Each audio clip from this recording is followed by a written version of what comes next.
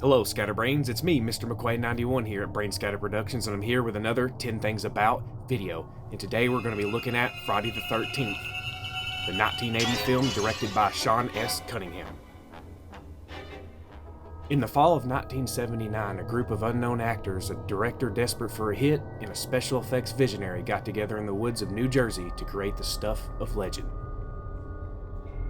Friday the 13th was supposed to be a simple exercise in good movie business, a film that would make money thanks to a clever manipulation of the horror genre and some gory scares. Instead, it became a watershed moment in horror filmmaking, and a landmark that has inspired countless imitators and nearly a dozen sequels. Today, Friday the 13th is an essential slasher classic, but the road to success wasn't exactly easy. The original inspiration was Halloween. In 1978, producer and director Sean Cunningham was looking for a model on which to build a commercially successful film, and he found one in John Carpenter's horror classic, Halloween. The two films ultimately don't share much other than a very broad slasher tropes, but Cunningham says he was very influenced by the structure of Carpenter's film. The film was being advertised before it even had financing. Hoping to drum up publicity for his project, Cunningham took out an ad in the July 4, 1979 edition of Variety, featuring the film's now iconic logo bursting through the glass.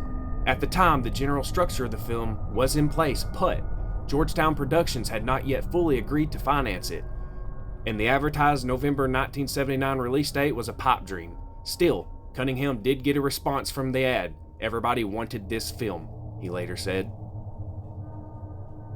The screenwriter had a different title in mind. Though Cunningham was very quickly latched onto the idea of Friday the 13th as a title, well before the film got made, screenwriter Victor Miller originally came up with something else.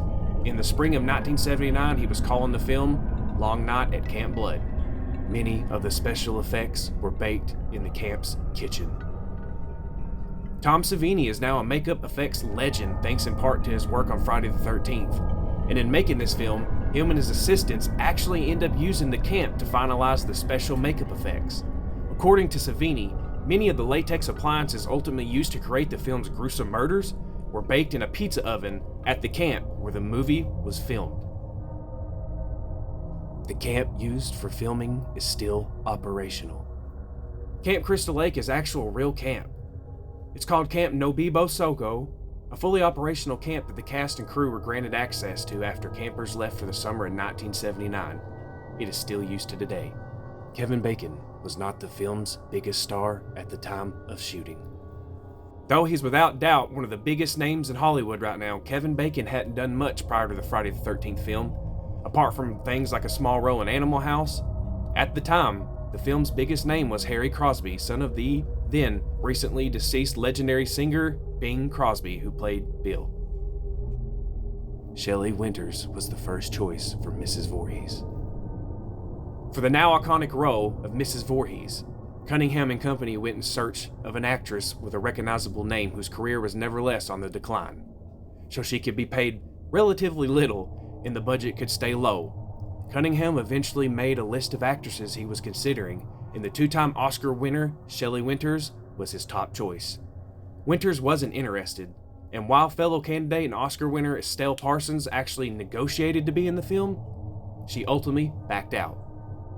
Betsy Palmer took the part so she could buy a new car. When Cunningham finally got around to offering Palmer the part of Mrs. Voorhees, she suddenly found herself in need of cash. After more than a year on Broadway, her car broke down as she drove back to her home in Connecticut.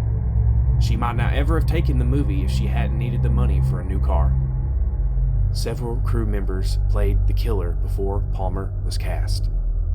Even as filming got underway, Cunningham was still looking for an actress to play Mrs. Voorhees, so many of the early murder scenes were actually shot without Betsy Palmer, with members of the crew standing in for the hands of the murderer. For example, when Annie's, Robbie Morgan, throat is cut early in the film, some of the special effects assistants were wielding the knife.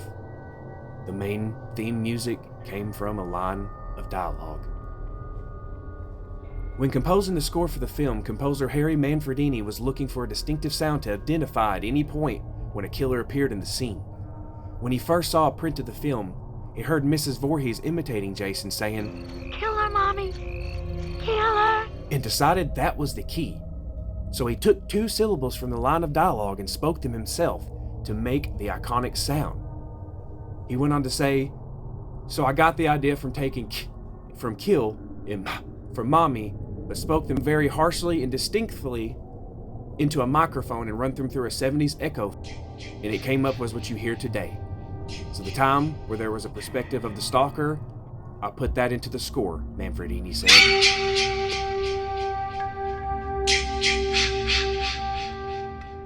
Thank you all for watching. This has been Mr. McQuain91 at Brainscatter Production, and I was here with another 10 Things About video. Don't forget to like and subscribe. See you next time.